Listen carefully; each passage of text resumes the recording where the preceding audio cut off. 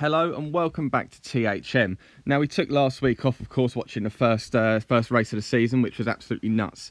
But today, because of all your continued support, all of your likes, all your views and all of your subscribes, we're able to give you something special.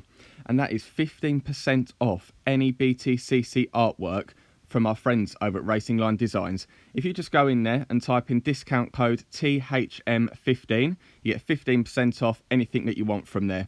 And I'll tell you what, some of their stuff is unbelievable. I would never promote anything for love, money or anything if I didn't like it and wouldn't buy it myself.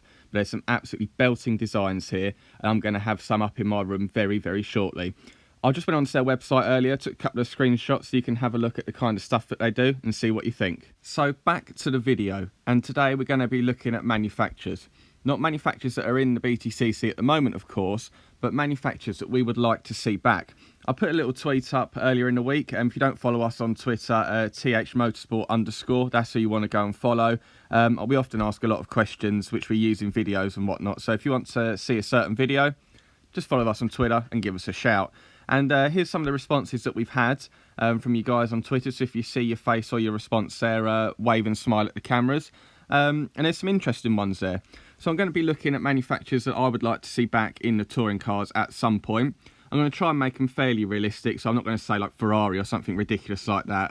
Try and do something that's a little bit more viable. Let's see how we get on. First up, we have Alfa Romeo, a brand synonymous with touring car racing, but hasn't really been doing much in terms of the last few years. We've had GTV6s, we've had 155s, which won the title, and we've had a 156 in the championship as well as Alfa Romeo 147 in the early 2000s, which weren't really great. The last person to have a crack with an Alfa was Rob Austin. Obviously, that only lasted a season or so. Didn't really do too greatly, and obviously just ran out of money before it could really kick on. Now, Alfa obviously are in Formula 1 at the moment, doing okay, I suppose. Got our boy Kimi Räikkönen there, but in terms of that, they're not really doing too much in terms of motorsport. So, considering all of their proud history in the Btcc and touring cars in general, and what happened last time with Rob Austin, is there an itch they need to scratch? Probably. It'd be nice to see them back. They could use one of the longer saloon style cars. I'm not really a massive fan of small hatchback touring cars. Our friends over at 5JH Designs, you should go and follow them on Facebook, have knocked up a couple of potential liveries, what it would look like. So have a look at these and see what you think. I think Alfa always have a stunning car and a stunning livery. We've had BMW works entrance for years. We've even had an Audi works entry for a few years back in the 90s. But we haven't had a Mercedes-Benz works entry, which is a bit odd. Now, obviously, we've had Adam Morgan, people at Sicily and Aidan Moffat, amongst others, run A-classes. But we've had nothing of sort of a Mercedes-Benz pure works entry. Now, they've done everything. They dominate Formula 1.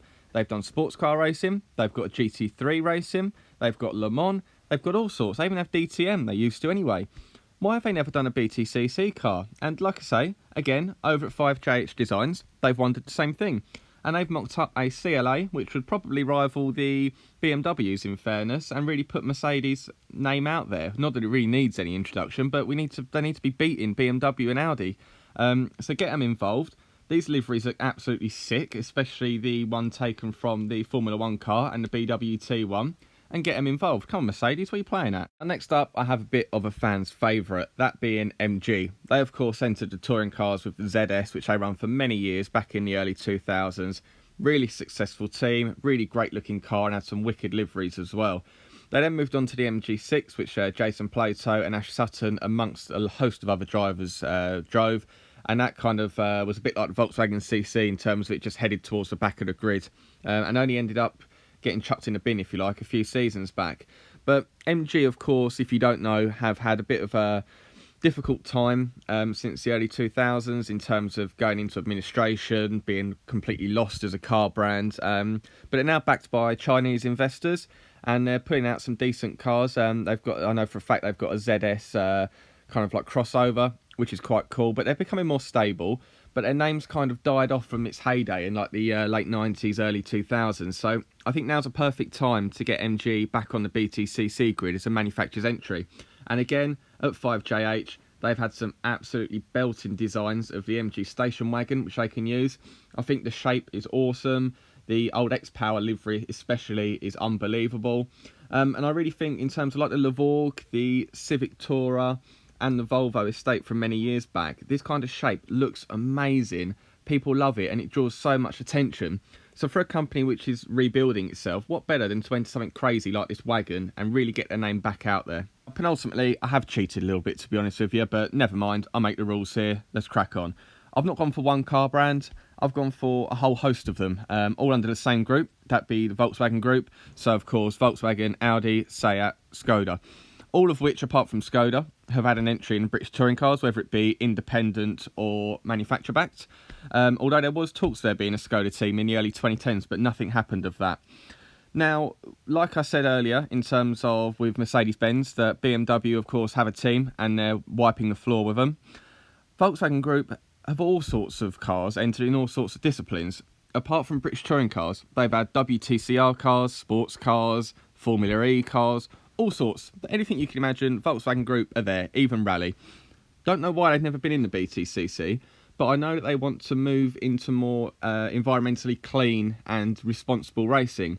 Now, with the hybrid element that's coming in 2022, could it be a bit of an opportunity for them to get back into it, introducing a hybrid element? Probably. And it's one of the biggest car groups in the world, so I don't know why they don't give it a go.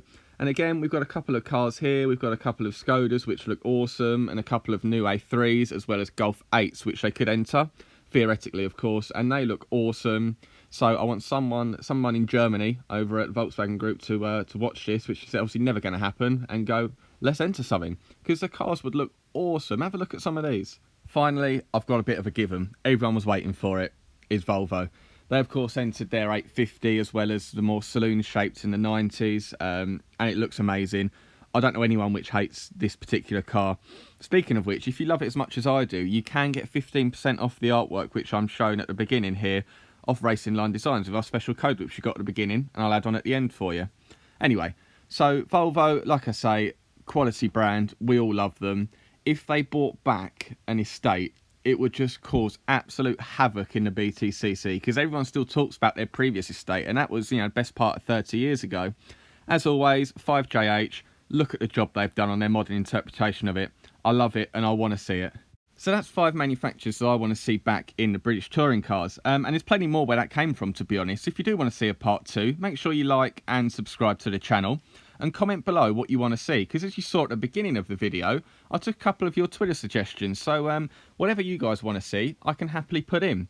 As always, thanks for watching. Make sure you head on to Raceline Designs to get some of these wicked pictures with 15% off, and I'll see you next time.